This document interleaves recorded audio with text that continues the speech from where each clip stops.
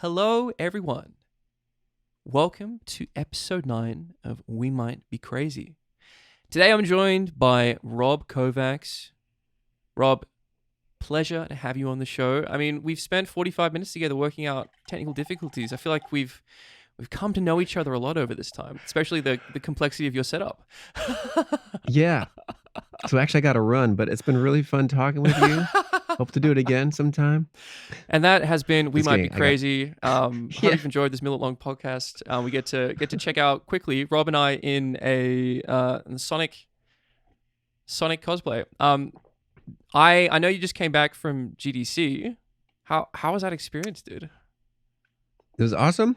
I got this mug. It was, I was really, this is one of the little trinkets I got from it. GDC was absolutely incredible. It was my second time going. It stands for Game Developers Conference. Yeah. And it's like 20,000 plus people 20,000 in San Francisco. Yeah, it's a lot of people. Yeah. And huge displays. It's 5 days, a lot of talks. I only went to one talk, but I've mostly hung out with game audio people. Yeah. I went kind of for three reasons. I just helped release a VR game last month called Straylight. So we spent 5 years making it. I was part of the dev team. We're a really small team. So that just came out. And then the soundtrack for that I wrote just came out as well.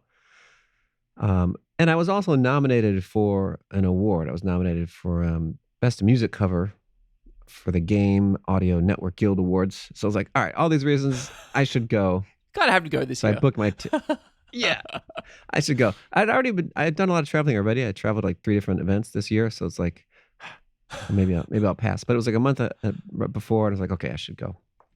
And I'm so glad I did. It far exceeded my expectations. I could talk about it for a while. I think you won the award.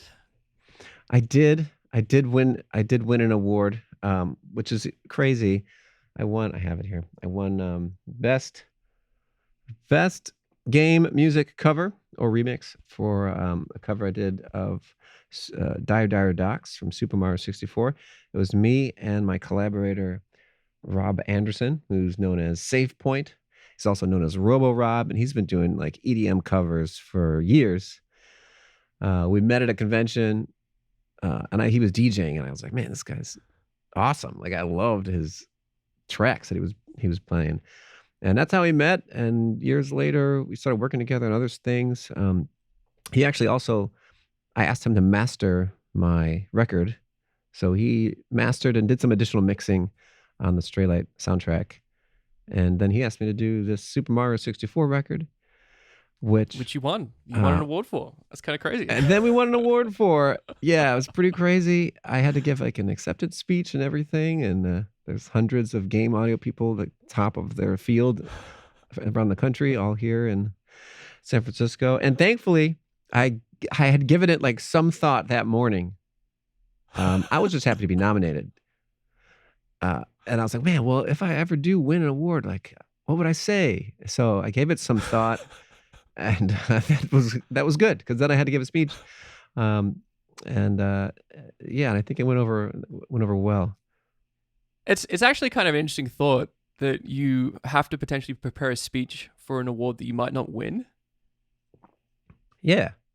I hadn't thought about that before. It's like, do you go into a lot of effort preparing for a speech, or do you just kind of like think of what might I say, and then some people if you write win, it down. just kind of like you would see like on the Grammys or Oscars or something, like write it down, but yeah, you might not win. I don't know, and but I did give it some thought. I thanked Rob for inviting me to be a part of it, and I thanked Koji Kondo, not only to be a part of it, but all his work on it. Like it was definitely a collaboration. One of the best it's like the easiest and most fun collab things I'd ever done. Like I would start each arrangement on piano, and then do some additional synths and bass, send it off to him, and he would sometimes chop it up, add drums, add sound effects, add other instruments, guitar, synths, and send it back, and it's done. I was like, it's great. Next track. It really sounds quite familiar to how I work with I do a lot of music with a Canadian named Mirabelle, and I send her a bunch of Oh, do you stuff, work with her? and She's we so go, great. she's amazing. I didn't know you work Yeah, together. yeah, we've put out coming up. This is our third cover that we'll be releasing, but we uh she sends me Whoa. files. I do something, send it back, and then that's the extent of our collaboration. We just like, hey, does this sound cool? Like, yeah, this sounds pretty cool. And then it's like really easy, it flows really well, and it was just reminding me of that. Um, That's there's so much trust in that kind of collaboration. I it's I it's trust amazing that you're gonna because do your thing. yeah, I feel 100%. trusted by you that I'm gonna do my thing. Yeah, And you kind of assume that like I like how Mirabelle does her music normally, and then you kind of just let her do her thing. Like there's no point kind of trying to control that, right? I think that's the like absolute best in so many creative things, or even in sports, when you like really trust someone and allow them to do their thing, and they Yeah. feel like that, like you trust them, and they that you believe in them, then they have that much more empowerment to really do their best work. I can see us definitely going down a rabbit hole on this topic because I completely agree with you. But I this is actually going to be a broader conversation about your journey and how you came to this wonderful point of Twitch and Twitch music and all the things that you are doing relating to that and other stuff as well, other projects. We're going to go on a bit of a journey of Rob Kovacs. Um, All right, let's let's go. do it. I know from your wonderfully written biography on your website that you started playing piano due to being inspired by your older sister. Like, how did that journey kind of start for you? What was the thing that kind of? I know you were inspired by your sister, but like, what kind of led to that point? Yeah, we had a piano in the house. I had older siblings, much older, 12, 18, and 21 years older. So Wow. same parents and everything. Um, and my sister was the only one who kind of really lived. The other brothers lived there once for small periods, but not much. So mostly my sister was around, and she would play piano. She knew like for Elise and Entertainer. There's like kind of classic mid-level piano pieces that everybody learns it and once you kind of get to an intermediate level. And I just loved when she played, and so I would dance around as a toddler, and I remember that. And so she definitely inspired me, and I would tinker around and come up with little my own little melodies, or sometimes she would show me something, or my mom would like have a couple melodies that she knew. She didn't really play piano, but she knew how to play like Heart and Soul.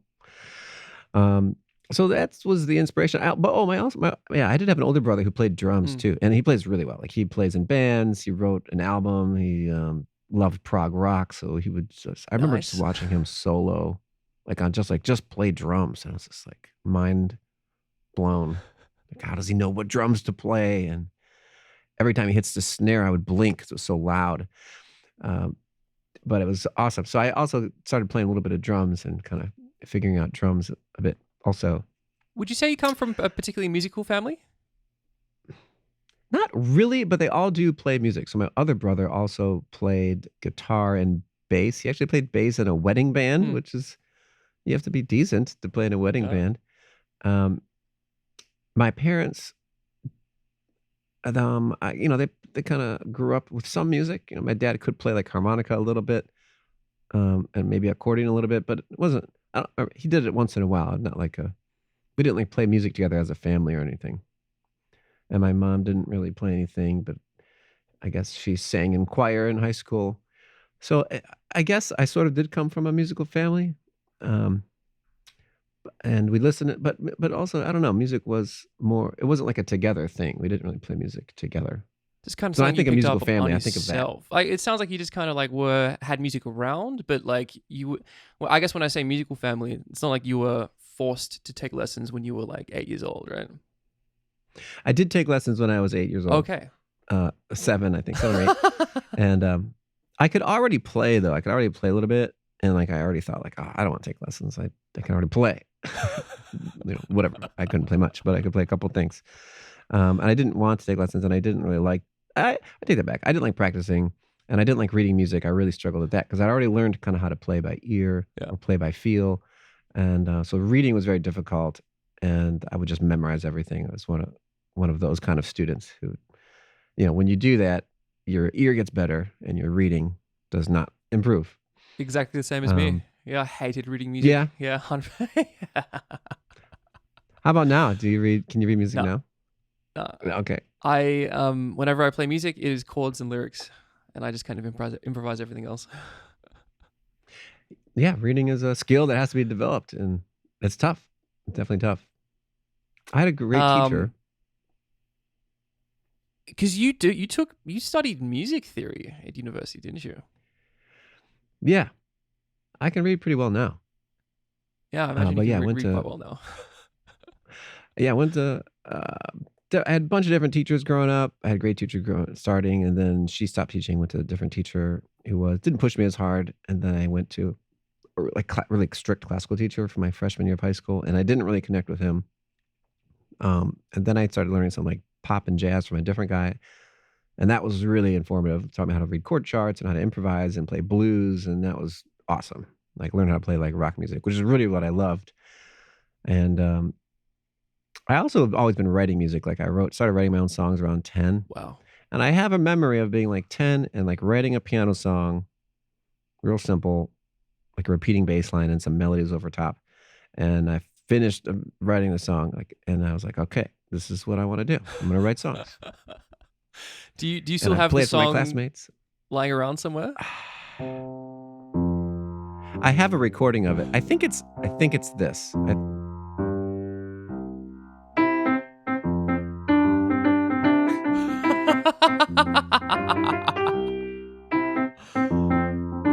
It's not quite right. And it kind of it's like little it's like that. The bass line never changes and then different melodies. I mean, I think is so on your website. It said you wrote that when you were about 10. I mean, it's kind of impressive for a 10-year-old to write something like that.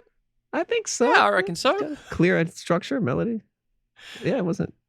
Yeah, it was inspired by like Kenny G and Yanni probably and Axel F. I mean, obviously that then set you up to, I guess, write more music and then front a band in high school. Yeah, started writing like songs, and so in eighth grade, I went to the same like this Catholic school for 8 years, and this one friend Nick Tolar, still a good friend of mine. It's funny because he was like a bully in school.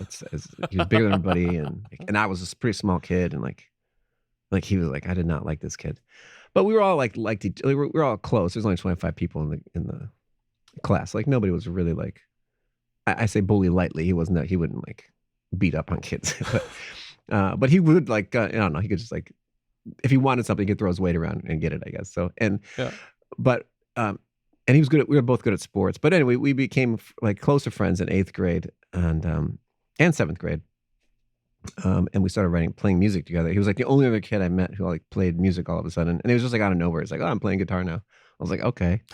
Whereas I've been playing music, I was known like playing piano pieces and stuff because the year before, I made a little recording of a tape of like 9 different songs that I had written, and gave it out to my classmates. So like stuff like that, basically. So we started playing music. We both loved Beatles, so we started playing some Beatles music together, and then a couple of years later in high school, he went to a different high school and called me up to join his band. And I went to like 1 or 2 rehearsals and was like, why don't we just do our own band? This is dumb. So then we started our own band and started like writing music. He came up with like cool riffs and like I started playing around with it and we started singing and then started harmonizing. Like it was so fun. Like the first time ever like harmonizing with someone, it was like the coolest sound I'd ever heard It's an in my amazing young feeling, life. isn't it? Yeah. It really was. And I still remember that. And it was just so fun. And we wrote a song together, and then we both kept writing songs together. And we still we still write songs to this day. It's not we don't really write together, but we're both still. He's in a band called Herzog, which is a great, really talented like post rock band. Yeah, so that's how we kind of started writing, and then had a band together, and through most of high school into college, and then kind of disbanded in college. What was so from what I understand, it sounds like obviously you've had a pretty intense, I guess, music has had a pretty intense music like impact on you growing up. What was the motivation to study music theory at university? In college? Yeah. That's a good question. So I knew I just wanted to be a rock band. I wanted to be a rock star and play live. And I loved writing music and I loved performing music. Even 14, my first job ever was playing piano for tap and ballet dance classes. Pretty fun. And and I think just talking about trust. I was like, that's a lot of trust to put in a 14-year-old. Uh, What there's would you this rate your lady skills who though when you were 14? pretty decent, Yeah. like pretty good. Like I knew like I just got to keep the beat, and I could play a bunch. She let me play whatever I wanted. She would just be like 5, 6, 7, 8, and I would have to play something in time. So I would play a lot of blues, and I would keep the beat going, and it would also help me like kind of learn to improvise. Um, and yeah, I did it for a handful of years, and that I think that also helped my like sense of rhythm even be like stronger.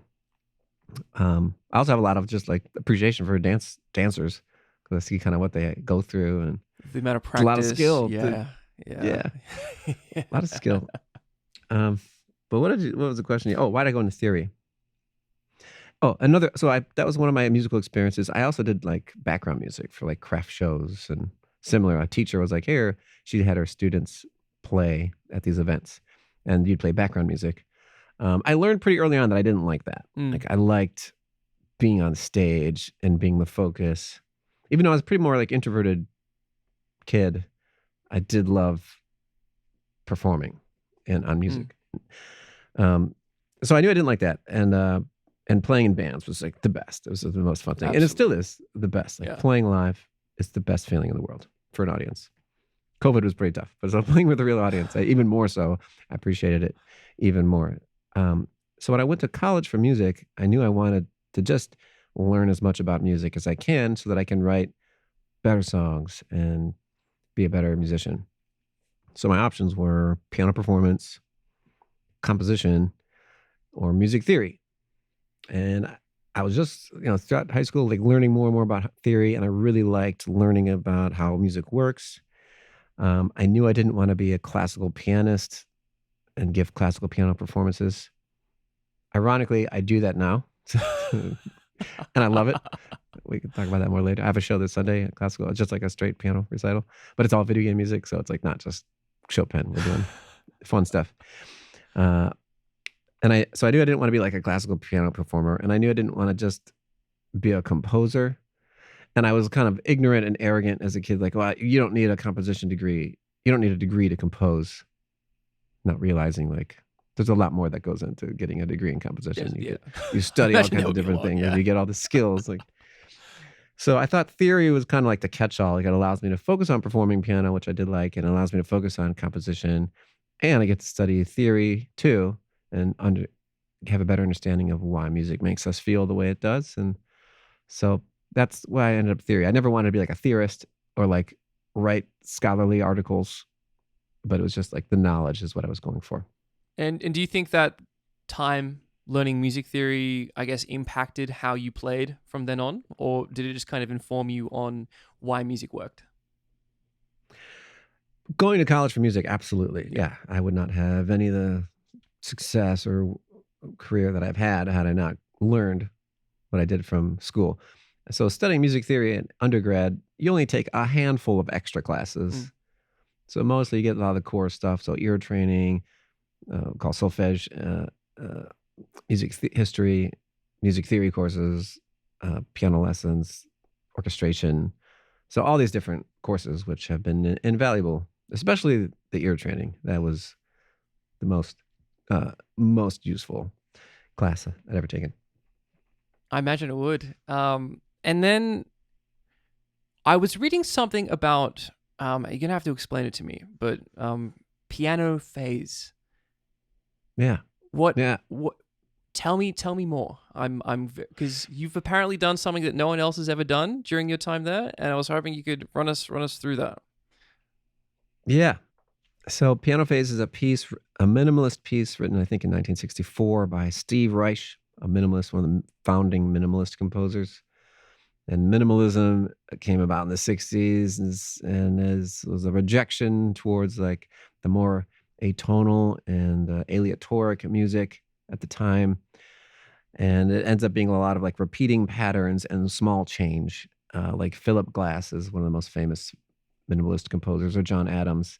Philip Glass and Steve Reich kind of worked together and would push each other.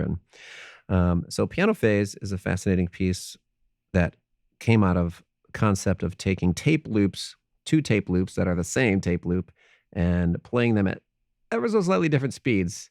So you start off by hearing a repeating voice, and then that voice starts to like split, and you get this weird relationship as that continues to like evolve and separate. So Piano Phase takes a 12-note pattern and just loops it on two pianos. So both pianists are playing the exact same thing. So it just sounds like that. And then one piano player starts to speed up and the other player doesn't. And so they're in sync. And then they like are phasing. They're in this weird separation spot. And then they lock back in by like one note. And then you get like, this is why you need two pianos to play it. You get kind of like an echo effect immediately. And then it keeps going and you get different patterns and different relationships. So I discovered this piece. A friend played it for me, and I hated it when I first heard it. It was like very challenging to what I thought music was. I was like, this is just, and I didn't even know what was happening. I just thought it was like the same thing over and over again for 15 minutes. I wasn't listening that closely. So I hated it. And then but there was something there that brought me back to it. And then when I understood what was going on, I was like, oh, wow, that's pretty ingenious. It's pretty bold. And I mentioned I played a lot of blues in high school, and I love the idea of like hand independence, so being able to play a bass line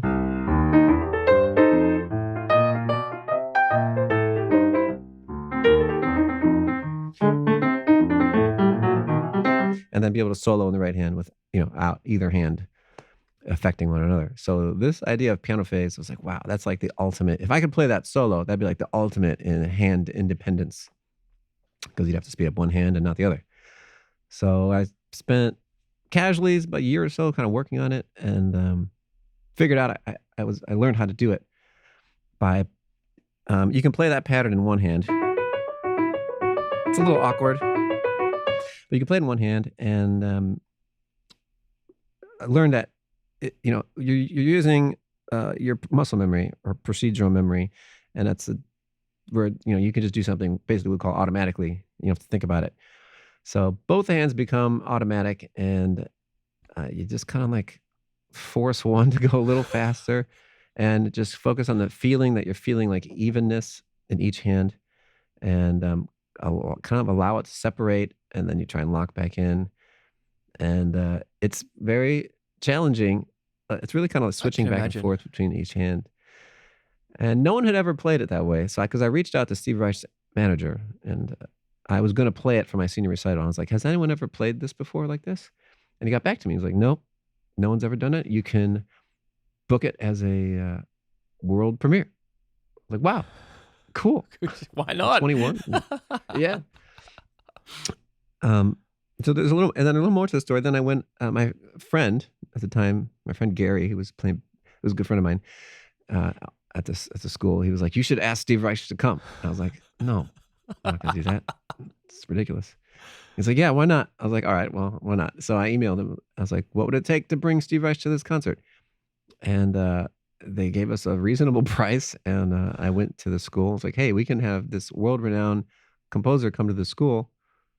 And the head of the conservatoire at the time was like, no, we don't want to do that. I was like, what?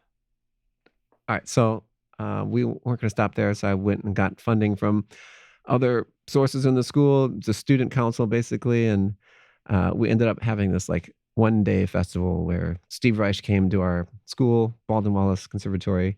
We did a concert where I played Piano Phase, and we did another piece of his, Music for 18 Musicians, which is like an hour-long piece.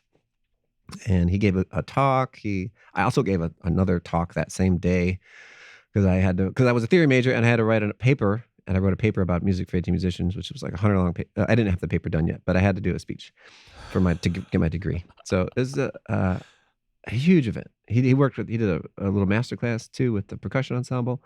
It was so yeah, it just became this huge thing. Um, and so much stress leading up into this I can event. imagine. Yeah, like I had people helping me, of course, like other students helped out to make this happen, and but a lot of stress, not only in planning this event, but also practicing the piece. And I'd say this is the most nervous I've ever been in my entire life. Uh, I'm sitting like 15 minutes before the show in the green room, and like everyone else is backstage for the next piece, and I'm starting, and I'm just like literally shaking. Like there's 400 people out there. People have come from like different states, and I'm just, what am I doing? I'm a 21-year-old kid, and like, what if I? The piece is like 15 minutes long, and you're just playing the same 16th notes over and over again. Each hand gets one break at one moment. Like, what if my hands cramp up, and like, what if I can't do it? All this fear, and so finally, it's like time to go, and I walk out on stage, and everybody's cheering and excited for this concert, and I was like, okay, well, here we go, and sat down and played it, and kind of got in like this like Zen state, or just like stayed really focused, and you have to play that piece this way, so it kind of I forces you to imagine if there become was really ever focused. a meditative action, it would be repeating the same line over and over again for 15 minutes. So you probably reached nirvana at some point there, Rob. It's definitely something. So I'll conclude the story here, but I got to the end. I played the last note, and I was like, I did it.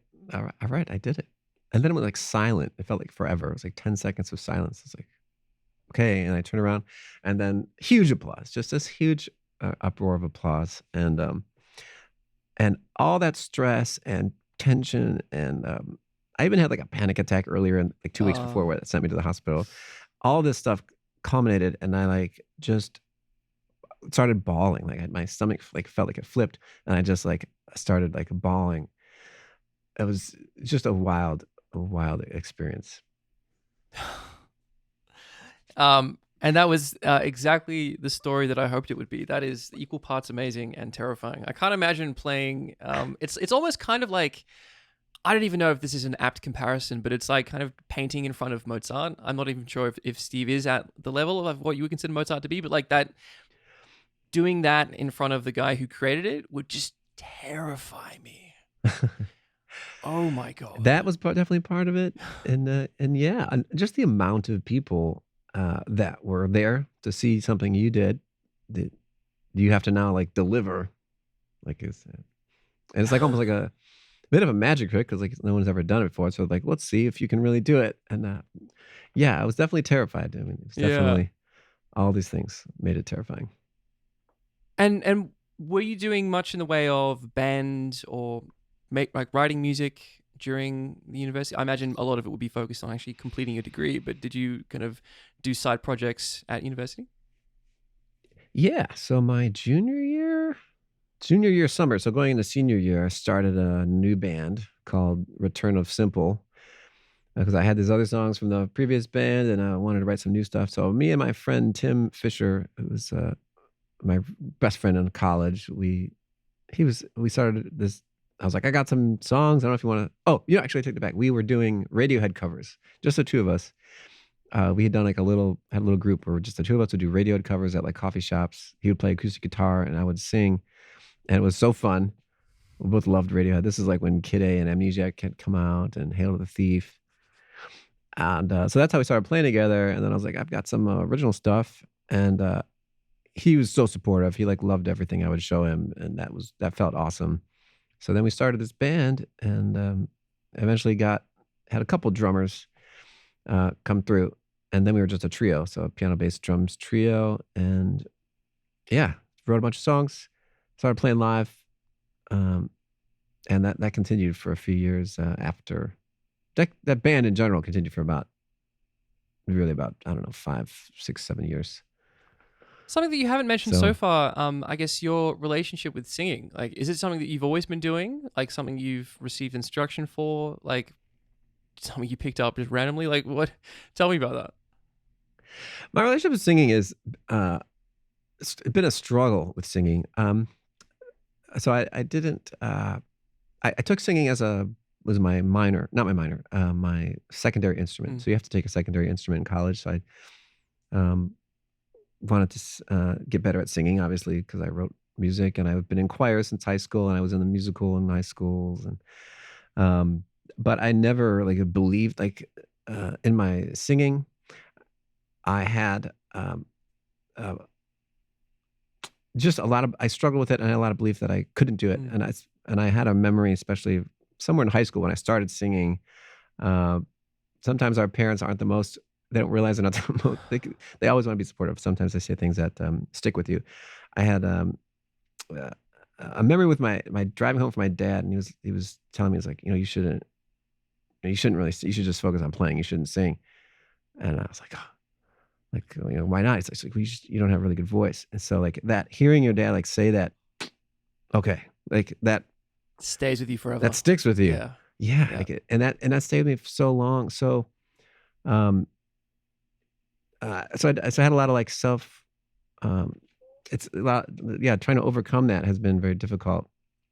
That like self doubt, versus like piano. I was always encouraged to play piano because um, I was doing it well, and never had any doubts that I couldn't play piano. But with singing, a lot of doubts that I couldn't ever uh, sing well. Um, so how's it go with band? So yeah, playing in a band though. Oh yeah, and that before the band was that duet with Radiohead stuff. So that gave me a lot of confidence. I'm also kind of like mimicking a sound, which I kind of have a similar voice to Tom York. Mm. Uh, we're similar body type too, like smaller, 5'7", like not. I don't know, pretty. I also have like a droopy eye like he does, so it's like I don't know if we have similar. I can relate to him. Although you have vocally. a crazy beard compared to Tom York, so He doesn't have he doesn't that yet. have the He's got a beard now, though. He's in his 50s or whatever he is. So would Um, you say then, I guess doing a lot of band stuff throughout high school and college, I guess gave you that confidence to overcome some of your experiences from your childhood? yeah, definitely. And I loved it. Like I really liked singing. I really struggled.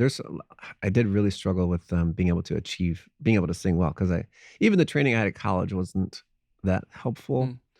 I've had some more training recently in the past like 5, 6, 7, best 8 years, Mm. which have been better than I have ever received in my life. So really great. I still work with a vocal coach now who's like so great. And it helps give me the confidence and helps me to overcome struggles, bad habits that I've learned. I learned so many bad habits for a lot of reasons. Um, And what would you uh, say was the turning point? Because I remember specifically for me, I really didn't understand how to sing properly until I understood the concept of placement. So actually directing your attention to a particular part of your body, and kind of that gives you the sound that you might want. So that's kind of when my singing, I really started to understand how to use my voice properly. But I'm really curious to hear from you. Like, was there a particular moment in time where you're like, all right, I kind of have a better understanding of my voice, and I can sing better than I can before? that's cool to hear about your turning point. You have a great voice. You have a great singing Thank you, voice. dude. So that's one of the things that first stood out to me when I heard your streams. Like, guy Really sings kind to great. say. Thank you so much. Yeah. Um, Actually, I'm going to give you a second to think Turning about point. that, and I'm going to tell you a story, because like the fact that you said that about your, I hate to interrupt you, sorry, dude. Like, I want to hop in here. I Please recently, do. I had an experience at a company I used to work for. They got me on stage to play an hour for an event. This is a company I love to work at. I won't say who it is. Afterwards, the CEO of that company, guy that I trusted, guy that I considered a close friend of mine, got really drunk, pulled me aside, and was like, "Hey, I know that you want to do this like Twitch thing. Like, wow, awesome, amazing, congratulations, you're pursuing your dream, but you should really consider it, because your voice not that great." This was 2 years ago. So yeah, I remember like my world at that point, like the image that I built of myself shattered, because someone I Oh, trusted just kind of shat on me. I guess for no reason at all, and then started pulling in other people and was like, oh yeah, like isn't Aiden kind of bad? What? Yeah, yeah, What? it's Just to validate insane, his shit take? insane. So when you say like people's words, especially from people that you trust, can really impact like how you perceive yourself. Yeah, again, this was 2 years ago. This happened to me. I have come a long way since then, but yeah, man, you said that. Yeah. I'm just like, You have great voice, I man. feel you. I feel you. I'm Thank glad you. you didn't let You too. that. Thank you. Yeah, I'm glad you didn't let that stop you, because then you'd be depriving everyone from your music, which is really great. But to go Yeah, back to your question, it's where did it change for you? I don't know if there was ever like a turning moment. And because I will still struggle with vocally, like if I'm having like a tired day, like all those old negative thoughts will come back, but yeah, being able to have more tangible things to focus on, like placement, how it feels, listening to yourself, what you want it to sound like. Um, those do help. But to kind of follow up with what you're saying, like, yeah, there's still people in who've come through who will, the voice is such a personal thing. Mm, So many comments on your voice, it's you, like with the piano, there's like some disconnect, or an instrument, there's some disconnect. But when someone comments on your voice, it's hard to not take that personally. And yeah, I mean, even still, like I had someone listen to my record recently, not well, a couple years ago, and you get mixed comments. Like some people really like the singing, some people are like, "Oh yeah, that song's good, but yeah, the singing isn't good there." But it's like all over the place. I remember I had an interview, or not an interview, a review, my first record with Return of Simple, um, from one of the local papers around here, and one of the comments was, um, Rob Kovacs turned in like the vocal performance of the year on this track. So damn. you get all kinds of opinions all over the place, and yeah, so I guess don't listen to them too much, and just keep trusting in yourself and what you want Yeah, to make. and another thing that I've resonated with is like when you're tired, like you're having an off day, and especially with streaming because you don't get a lot of. I guess you do get feedback on screen, but like there's not a lot of like I guess feedback from an audience. So sometimes because that there's a bit of that disconnect, it kind of creeps in a bit more when you kind of there's nothing to stop you from kind of going down a bit of a rabbit hole in terms of your kind of bad thoughts. Yeah. Yeah, yeah, that's a good point. I mean, people can clap and chat and say nice things, and I appreciate it when they do. But yeah, you don't have that immediate, I guess, feeling like you would get on a live show, Yeah. Yeah. and then you can kind of cycle. Do you find that you do that sometimes in a stream? 100%. 100%. There are times when I'm streaming where I will finish singing a song, and there are obviously periods in a 4 hour long stream where the chat isn't as active, and I'll finish playing a song and there's just like nothing, Yeah. and it's just like this silence, and it's just like, oh, did I sound bad? Did I did I Yeah. butcher this song? Right. And it's probably not that at all. People are just like, might have you on in the background, might be lurking, doing their own thing, really enjoying it. And just not taking the time to type. 100%. In the moment though, it's harder to convince myself of that. Right. Yes. I totally understand. But going back to I guess this period of your life, really curious to hear about because and I guess I'm finding a lot of similarities between you and me. You are much better piano player, but I around 25 also had a significant relationship breakdown, which kind of was the first time where I had felt so intensely for someone, and have that kind of be turned on its head, which caused me to reflect on myself a lot. And from what I read from your biography, you had quite a similar experience around about that time. Yeah, right around the same age. That ultimately led to a record, my first solo record called Let Go. Mm. Yeah, that was a big turning point in my life. So I'm in your 20s, and um, you know, fell way in love with this person, and had this really strong connection that also never quite was realized. So like we were like kind of always like pushing and pulling. Like sometimes I would it would seem like it would over, and then I would like kind of move on, and then I would get pulled back in, Mm. and there would be this kind of thing back and forth. Um, and it had just so much impact on me. And um, it's almost I remember a moment too where it was like that's all I wanted was like this to be with this person. So much point to the point where like I didn't like care about music from a moment, but it was enough to be like, wow, like this isn't healthy. This is Yeah. too intense. This isn't great. So um, that led me to uh, like look more into myself and like go seek therapy, which was the greatest gift that that relationship could have given me.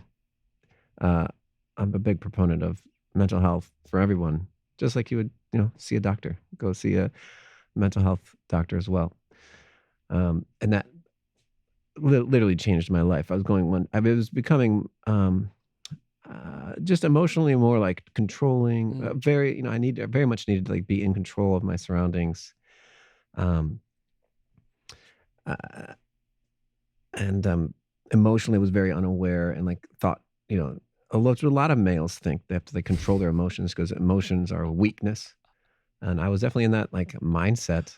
And you just become like a numb, and so learning to accept that your emotions are there to just help you experience the world, and they reflect what you are experiencing in the world, and to listen to them and to accept them, that was like a huge turning point. um Also understanding, I guess, how things throughout your life have, I guess, impacted your current relationships. Not understanding where certain thoughts and emotions might be coming from. Like that's probably the biggest thing I learned from therapy was just understanding that there are things that happen that you might not necessarily have any control over, but it's also important to understand and explain where they come from. 100%. Yeah, absolutely. You might not even realize that these past events are showing up in your current life, and you're trying to maybe subconsciously work them out. Um, and until you like heal those early moments, and they're going to keep coming up. So yeah, so that was a big a big thing. So I was, yeah, around two, yeah, trying to be in a band at the same time, and yeah, it was a big turning point in my life for sure. And then I guess that then fueled Let Go. But then you moved back to Cleveland and spent the next few years, I guess, recording this, I guess, departure of this relationship. Yeah, all those songs are written around like 2007, Mm. 2008, or at least started then, and then I started recording. So then, yeah, and after that, then I moved to New York City, Mm. and I lived Oh, in New okay. York City for a couple Mm. years, and then I moved back for several reasons. One of them was I wanted to record an album, and I didn't have a way to do it in New York City unless I had a big record deal and was funded. But even then, I didn't feel confident that I'd be able to sing and knock out an album in like a few Mm. days. So at least in Cleveland, I knew I had this space, and could record it on my own. Mm. So that album, yeah, although I started recording a bunch of songs, and some of my favorite songs were from Let Go, but they didn't fit the vibe of the other songs. Like they were more heavy and serious, and they just didn't fit with the other songs. So I kind of pivoted my initial intention and just focused on maybe I'll just make an EP of this of these few songs, and then later I kind of expanded some of the unfinished ideas and made it a whole album, and kind of tells the progression of the story of love and loss and letting go, and from beginning to end. Took a long time for actually to come out because it came out in 2021. So took way too long. And during the recording and production of this album, I think when you were teaching, you met a bunch of musicians that you would then form a band with, but then I guess ultimately things might not have gone the way you'd hoped. Yeah. Um, so I saw when I moved back from New York City, I got a call after 6 months or so. I got a call teach at this music school around here called the Aurora School of Music. Really great school, higher level, high level of teachers, and they wanted me to teach like rock and because a lot of you have plenty of pianists who can teach how to read music and classical, but not a lot who can teach learning by ear and learning pop songs. And so I ended up getting a lot of students who wanted to quit and took a lot of pride in like helping them find the love of music and connecting that piano can play music. It's not just a thing that makes sound. Like you can actually make music with it. So once kids get that connection, it's like, then it kind of, a light bulb kind of goes off.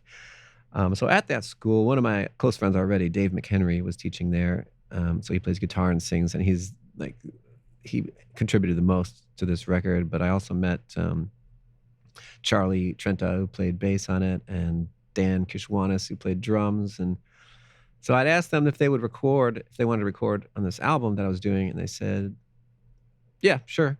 And then in the process, I was like, do you guys want to be a band too? And they were kind of like, yeah, sure.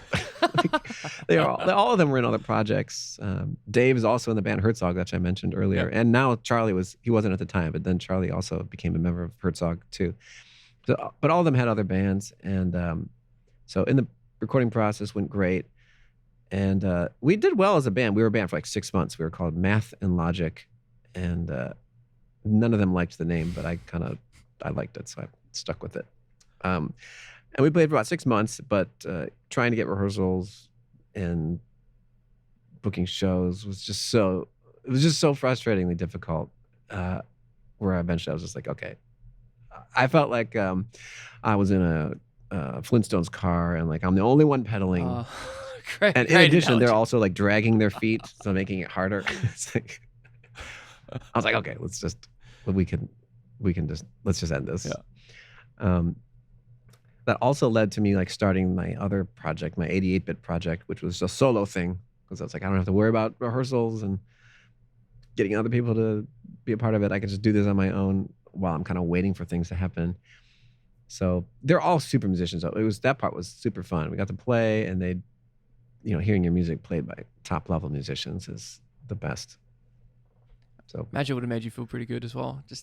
I mean, even for a short space of time, just having, I guess, a group of really awesome musicians and jamming out with your music would have been very, very, very, very fulfilling. Yeah. Yeah. A lot of trust there too. Because just like, here's the song and they put their spin on it and it sounds great. So like, this is awesome. How did 88-bit come to be though?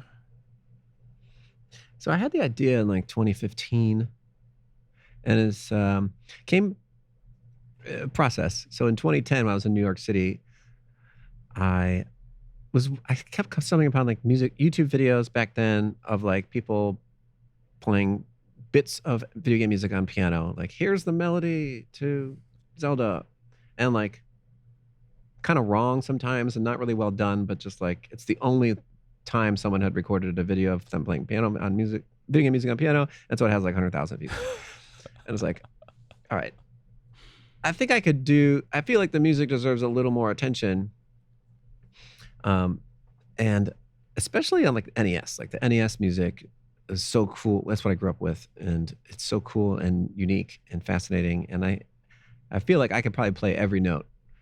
So NES, it has 5 channels, but you're basically limited to 3 channels that can make pitch. So you can only play 3 pitches at a time. So each one of those like voices, the composers would cram a ton of notes into it. So I learned how to play Airman from Mega Man 2, Airman's theme. It's something like this.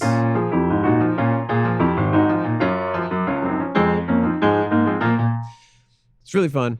So I made a video of that on YouTube, and it did pretty well. Nothing crazy, but it did okay. And got an interview in GameInformer.com, and I was like, all right, I'm going to make this whole album. I'm going to do every song. So I started working on some other songs, but they're so hard. They were so hard, and I couldn't make time to do it. Yeah. So 5 years later, I'm teaching at this school, and one of my students wanted to learn Bloody Tears, which is from Castlevania.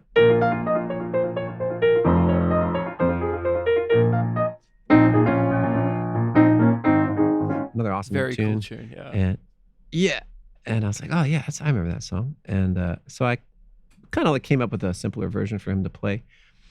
And I was like, man, it'd be cool though if I play if I look at every note, like that'd be awesome on piano. And it is. It sounds. I'm gonna play a little bit of it. It sounds like this.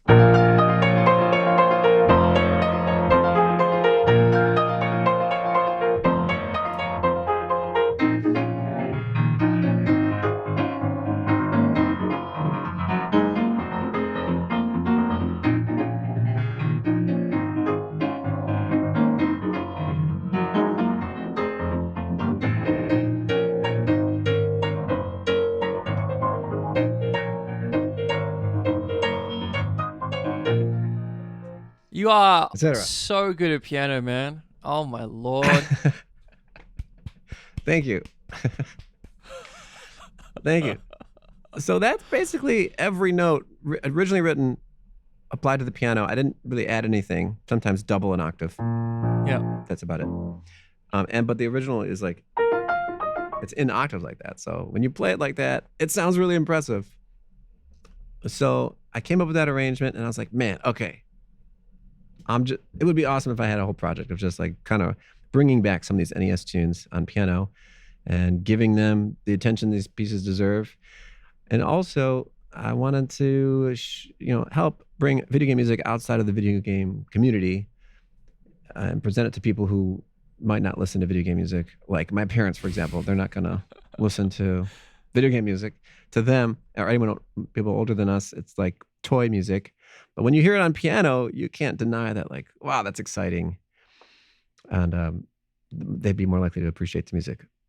So I had that idea, and then it wasn't until like 2018 until I actually like started making my first videos. Amazing. And how much of that, and I'm really curious to hear, did that lead into doing work with Straylight, or was that something just completely different? It was in tandem. It didn't really lead into it. Okay. Yeah. So Straylight came about because I had worked with, done a bunch of 48-hour film projects. Do you have that in where you're at? I know it's worldwide. I'm not sure if we might, but I'm not aware of it. The 48-hour film project happens in over 100 cities throughout the world, and it's different times, but you basically have 48 hours to make a film. So you get a category and a character and a line. You have to put this in your movie, and you have to write the movie and film it and edit it and music and everything in just 48 hours. So like a 5-minute movie, short film. So I've been doing this since I came back from New York City, 2012. And that had been really fun. It gave me a lot of experience and just like quickly writing stuff, which I'd never done before. I used to have all the time I wanted. Now you have like a few hours to write and record music. So I worked with this director and the cinematographer, and we won some stuff. We won best film once. I won best score once, and all that was really fun. So this cinematographer guy met these two coders, and they were doing a game jam, which is basically the same idea. You get 48 hours to make a game. Insane. And so he asked me to be a part of the music, and he asked the director to be a part of it as well, help give ideas. And so this was also in early 2018. And so that became the beginning of Straylight, that they wanted to make this VR game. And I spent that weekend writing this synthwave song because they wanted to do like an 80s target. There are different like targets you could kind of shoot for. For like there's no benefit other than there's no like points or system. There was no awards for this. It was just have fun. So we went with an 80s theme, and I had this 80s keyboard, Prophet 5, and I was like, all right, I'm going to try and make something, which I'd never really worked with before. And that ended up being the first, that ended up being the Straylight theme. And then we were like, yeah, let's keep working on this game. And we thought we'd get it done like a year, and it kept getting bigger, and a lot of, the small team and the two coders had to do a lot of work. I mean, everybody had to do a lot of work. We all wore a lot of hats, but it was also something we really believed in because it's a VR movement game where you guys basically get to be Spider-Man in space. You have this grapple beam, and you connect these different nodes, and you feel like you're flying around in space.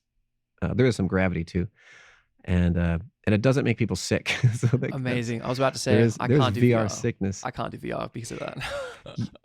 Yeah, the VR sickness is a real thing. Do you remember what you played that made you uncomfortable? I'm guessing like a roller It coaster was a game or zombie, basically a zombie shooter game. And it was like sure. you kind of pick up weapons, you teleport around the map, and you just shoot zombies with like 4 people.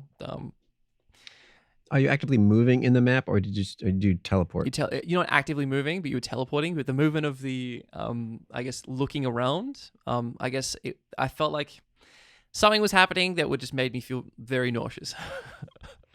Yeah, there's ways that things can be made that make it less comfortable, but basically, when your brain sees something moving around you that isn't actually your body isn't feeling, that is going to create some VR Okay. sickness. So in this game, we figured out if you take out all the ceilings and walls and like things that are close to you, and you're just kind of in this void, uh, that drastically reduces that sensation. Right. And we also give you control of your acceleration. So like when you pull or like wind your hand, that's going to accelerate you.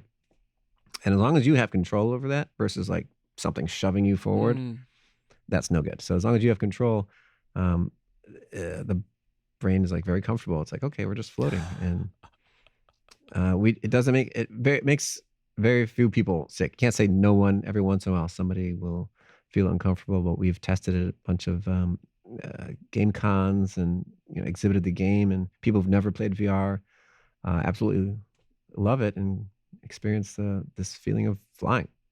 Would you? So I imagine this is your first time actually working on a game. It is, yeah. Would you do, I guess, more games after this experience? Yeah, I would love to. I really would. It was so fun. Um, they trusted me to just make the best music I could. That trusted that I would make something that fit the game, and that was great. That was a great feeling. And I feel like this is like the best thing I've ever made. Like musically, it's the best music I've ever made. So I'm super proud of the album and soundtrack. I also wrote it with the idea like, okay, I want players to feel like they're in a world that they've never experienced before. It looks like something you've never seen before. You're in VR, which is totally weird. And musically, it should reflect that. It should be sounds you've never quite heard before. So, a lot of it's kind of progressive synthwave is how I describe it. It kind of pushes the envelope musically. And I had fun like pushing myself, trying to come up with things that weren't my go-to or anything. And I love games, and I've learned a lot from transcribing and arranging early video game music, and all levels of video game music now. So I feel like I have a good background and understanding of video game music and its history. And I love games, and I really love to work on more of them. I kind of I've love at met this a lot point, of people though, this week. dude. Like you've basically just done everything. You've done movies, you've done games, you've done your own personal projects, you've done work with bands. Like, man, what's left for you to what new journey can you embark on at this point? I've done a lot of musical things. I've done dueling pianos, music directing, musicals, church music, accompanying. Yeah, I've done pretty much anything with piano that you can think of. I've probably done. I've never played on a cruise ship, but that's it. That's about everything else. And all of that stuff, as you know, helped my understanding of music and helped me become a better player and helped me focus on what are the things I really do enjoy and want to do. And it's really always been writing music and playing live. And this is a perfect segue into the ultimate destination of how you and I have met. Twitch music and live streaming. Give me a picture of I guess the events leading up to you streaming on Twitch. Yeah, so I first got on Twitch in around 2018. I think it was around 2018.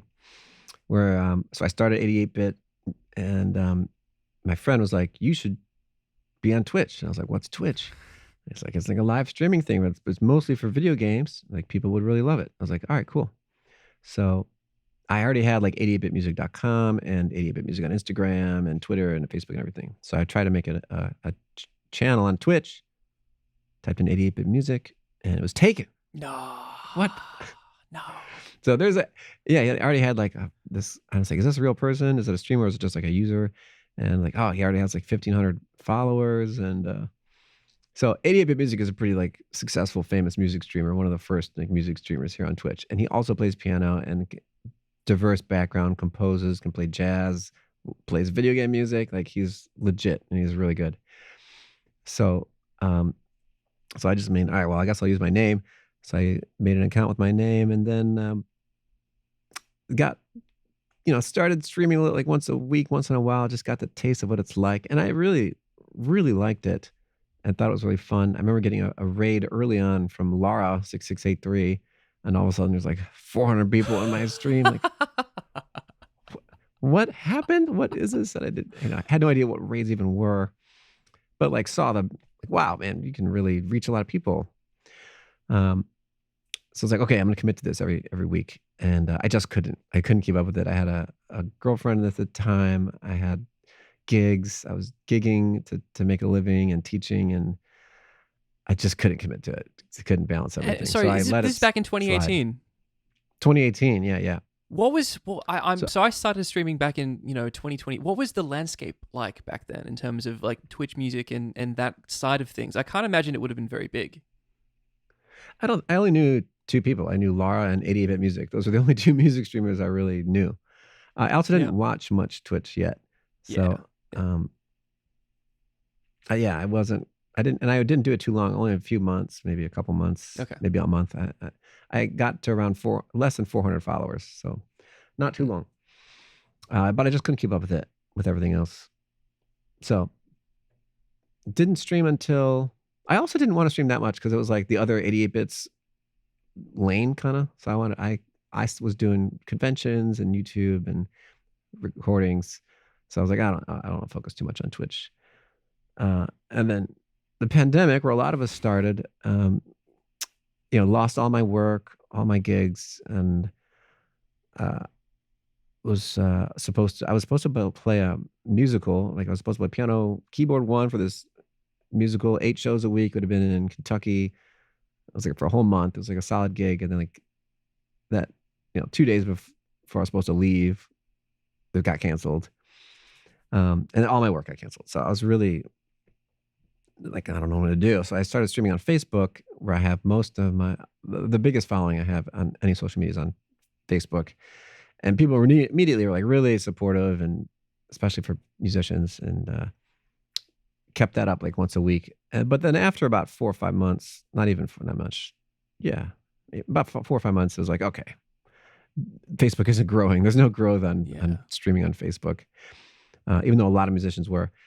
So I was like, all right, I'm gonna try to switch over to Twitch, and that was obviously the best decision. New audience. I brought over some people from Facebook, but the community on Twitch is so much more supportive. There is more discoverability and growth. Twitch musicians are super nice and super supportive of one another, and I found this community that has been the most supportive and greatest fan base community that I've ever had. It's crazy. It's insane, isn't it? Honestly, it's like I never thought a place like this could exist when it comes to music. I always talk about this. I bring it up every time, but it's just like, it's so telling. Darren, coming on Darren Salvi, first guy I've spoken to on this podcast, is like, Twitch music to me is the only space I've ever experienced with music where I don't feel like I'm competing with the people around me. It's true. That's great. That's so important. It's so true. That's really great. That's really great. Yeah. I don't feel it either. The first time I felt not competing, because I was definitely competing most of my life, was actually in New York City, where people are like, New York's so competitive. But that's ironically where I didn't feel competition. We'd go to these open mics and just feel like, and see these amazing performers. People from all over the country moved to New York for a dream. And they are so good and not pretentious and welcoming, and also humbling, because like, okay, these people are really good. I have a lot to learn. I actually think there's parallels there, because I imagine, I think the reason why I guess Twitch has this element of non-competition is because we're all ultimately trying to achieve the same thing. We're all on this same journey. And I imagine the people that you're running into at these open mic nights in New York are like, you are kind of a compatriot on this journey with me. So let's try and kind of like raise everyone else up to get to where we want to go. Yeah, you're absolutely right. I haven't really thought of that. That's exactly the kind of parallel. Um, and just like people on Twitch like to collaborate with one another, I felt the same thing in New York. I would play with other bands and collaborate with them, and at least in my life, I was definitely more competitive, and would like when I would see when I was younger, and I'd see other groups, you know, sometimes would try to like criticize them or tear them down to make myself feel better because of my own sense of lack. Uh, and when you realize when you meet people who are actually really good, they don't do that. They are confident in who they are and their level of talent.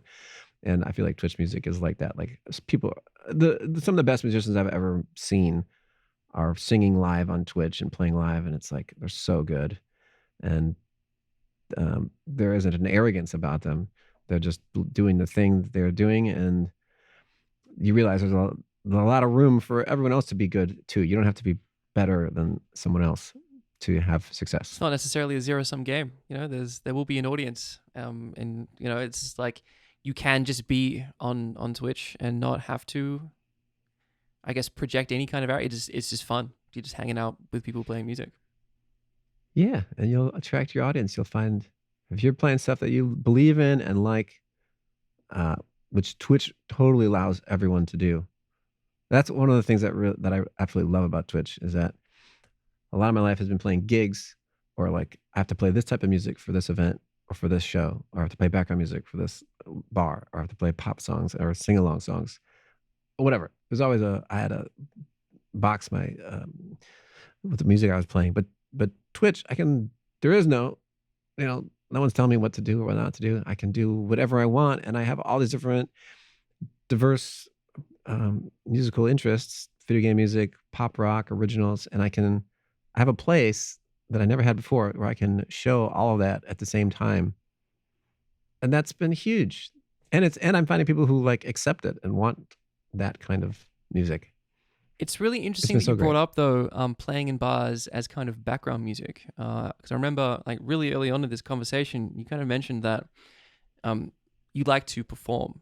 And my experience with like playing at bars, playing as background music is you're just kind of there. People aren't really there to listen to you play music.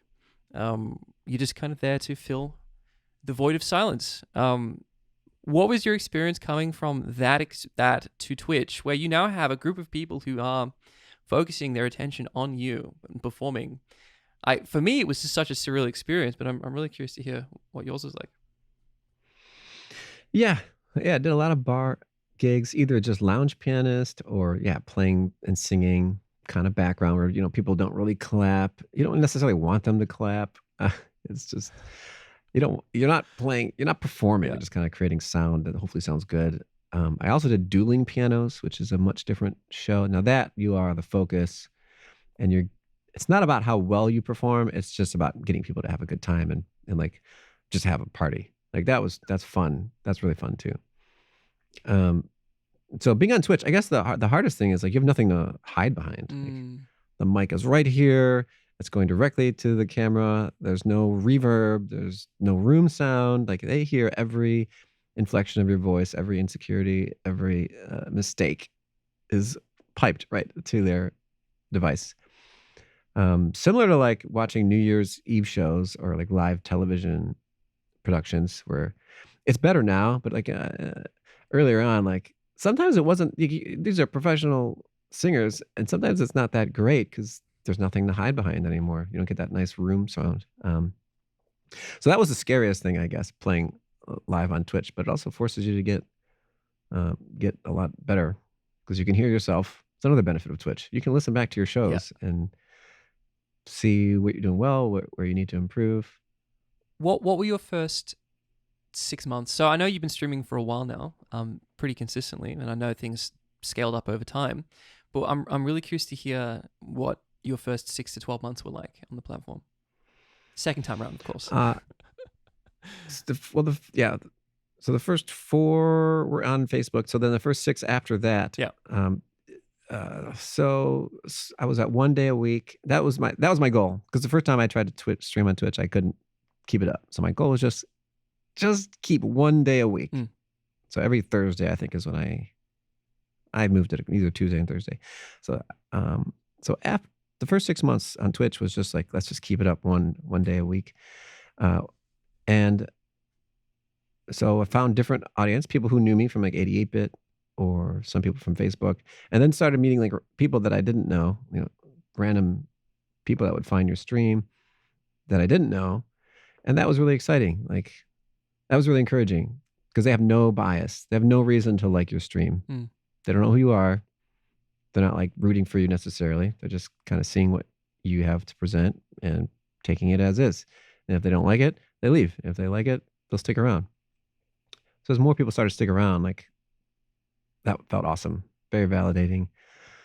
It's just very validating. Like, okay, this is worth keeping. This is worth continuing to do. And from your perspective, do you think that long-term Twitch will be something that you will continue doing and maybe scaling up in the future? I definitely scaled it up. It was just like a part of what I was doing, because it does take a lot of time. Yeah, I don't know how I'm at 3 days a week now. How much are you streaming? Same. I couldn't do any more than 3, honestly. Yeah, because it's a full ass part-time job. Yeah. 20 hours a week plus, like, so I was streaming about 4 hours at a time, sometimes more, plus the prep and the teardown and the like downtime, and in between streams trying to improve things, and it's definitely 20 to 30 hours a week. Yeah. And I'm also trying to like compose and perform and practice and do these other arrangements, so it is a lot of time. As far as scaling, how did what was the Well, I question? guess forgot. I'm really curious to hear, because from my perspective, I kind of see Twitch as the thing that I want to do, at least for the foreseeable future, if not like forever. Like, I love the aspect of live streaming. I love performing music. I love the fact that I don't have to leave my apartment. This is all can be done from the comfort of my home, and I have complete control over the sound. There's no like really Yes, shitty 100%. like I guess I can just do this all by myself, and it's great. It's a great feeling, and I have a wonderful community that support me through this. So I'm like, all right, I'm all in, baby. This is I can see Twitch music becoming big in the next 5-10 years. I want to be there for that. How had you I guess placed Twitch in your list of priorities?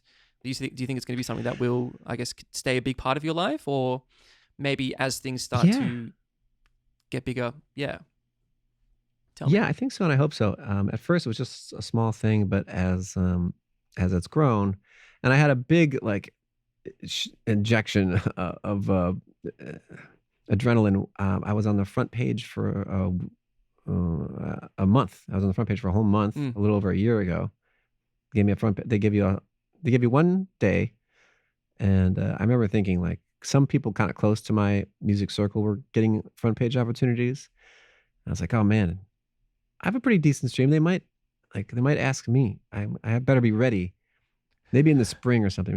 I was kind of thinking, I think maybe in the spring or summer they might ask me. And like literally like a week after I had this thought, I got the email. They're like, we want to put you on the front page. And I was like, oh no, I'm not ready.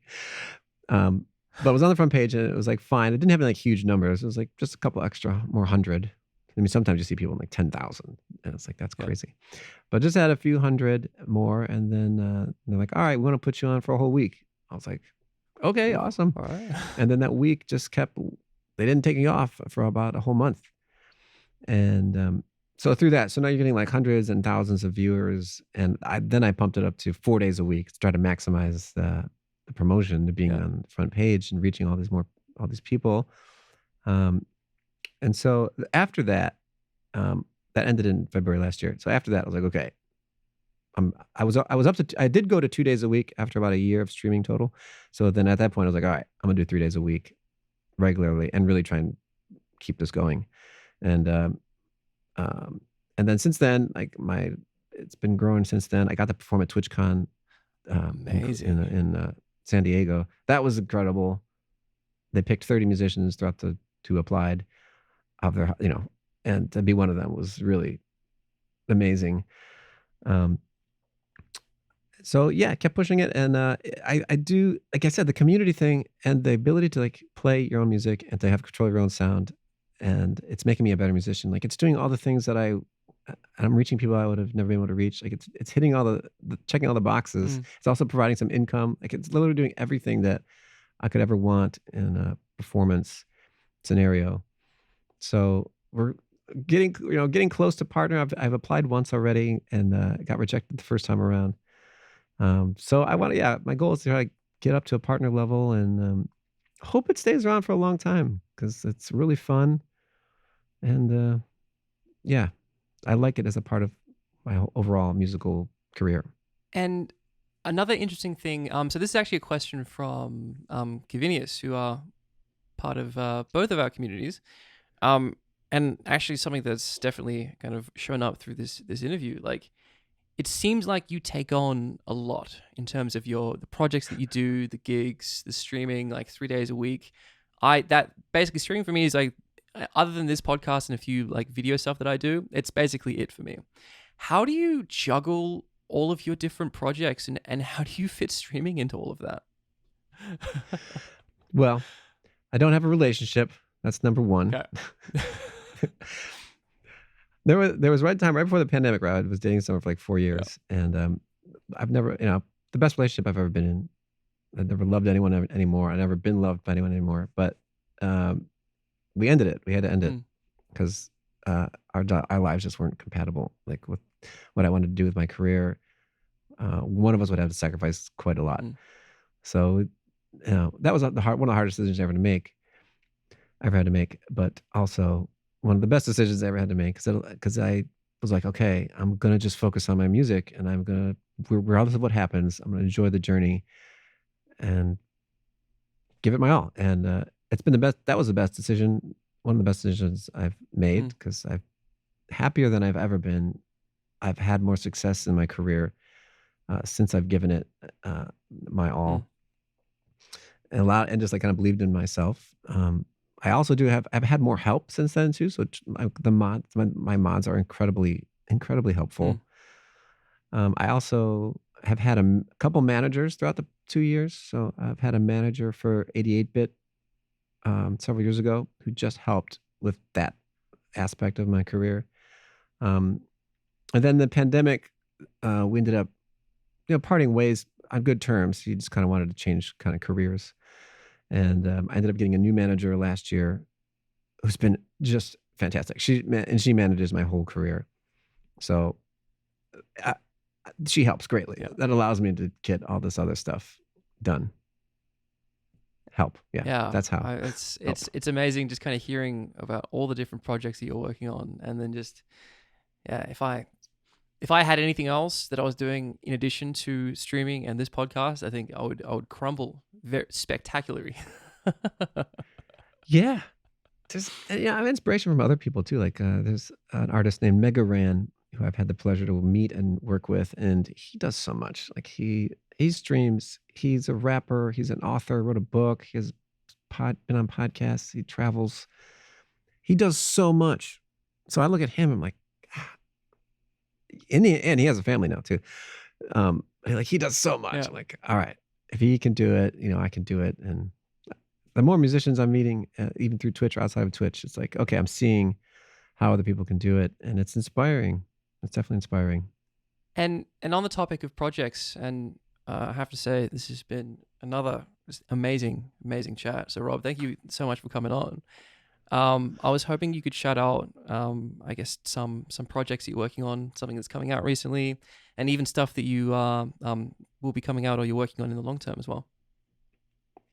Yeah, I'm currently working on a song for a short film. So not a song that's like going to be background music. It's actually a song that the main character is going to play Mm, and like write. So that's been really fun because I've been working with the director, who's also kind of been helping with the song because he's a musician as well. Um, that's been a unique thing. I have some collabs with some other artists, some video game music artists that are on the back burner that I'm trying to get done. I have a bunch of sheet music that I need to finish writing. I have last year I signed with musicnotes.com to help distribute mostly video game music, but some of my original stuff too. So I have a bunch of that stuff to get done, and more videos and recordings of 8-bit music to get up. And then live concerts. I have one this Sunday. I don't know when this is going to come out, but I have one in a few days. And then I'm also playing VGM Con next month. And then I'm performing as just me in Yuma, Arizona for the Dream Master Festival that Mega Ran is putting on. So yeah, those are some of the projects I have coming up. Damn, dude. Rob, it's been absolute pleasure having you on the show. Thank you for taking some time. Yeah, it's been great chatting with you, man. Likewise, Aiden, thank you so much for having me. It's been great chatting with you. And we should say why we didn't even say why we're wearing these outfits. Did we just basically go this entire conversation without? Yes, because we mentioned it before we started recording. But here we are. Sorry, I have an excuse. We may have, but all right, but so I found out that Rob owned a Sonic the Hedgehog onesie, and I recently purchased a Dr. Eggman costume because of the moustache. So I mean, we had to make the collaboration happen. It had to happen. Yeah, I'm glad you asked. My mods bought me this. I don't know why they bought this, but I don't know. They were joking around things, and they bought it. So I had to wear it, and so now now it's a reward. If we ever hit this, whenever we hit the sub goal, I have 3 onesies now, and rotate between these 3 onesies. Do you happen to know any Sonic soundtracks off the top of your head? Yeah. Do you want to play one to finish us off? I even know one of the composers of Sonic. So I'm in Cleveland, Ohio. He's also in Cleveland. There's 2 composers for Sonic CD, Spencer Nilsson and David Young. Yeah. So David Young is the lesser known of the 2, but he also helped me a little bit with my Stray Light soundtrack. Gave me some feedback. But yeah, he helped write the music for Sonic CD. That's amazing. American version or the North American version. Yeah. Pretty wild. So yeah, I guess I should play some Sonic. Let's play some Sonic. Finish off the podcast with some music. Hell yeah. Yeah. It's your first. Here we go. And thank you so much for having me. This has been a really unique conversation, and you've asked great questions, and I hope your podcast does well. It's really well done. Every conversation I've had, including yours, has been amazing, and I know it will. The quality of guests I've had on has been amazing. All right, here we go.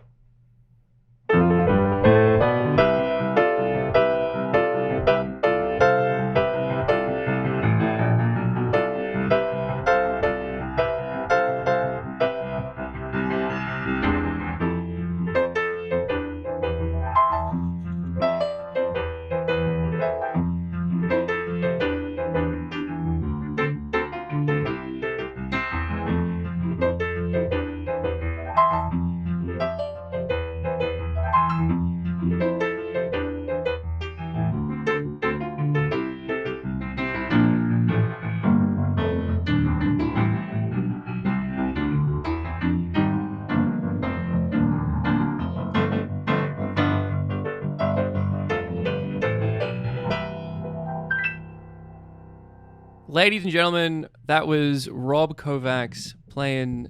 What was the track called? Green Hill Zone. Green Hill Zone. From Sonic. For Sonic. Thank you again, Rob. This is We Might Be Crazy. And yeah, thank you all for listening. Hope to see you next time.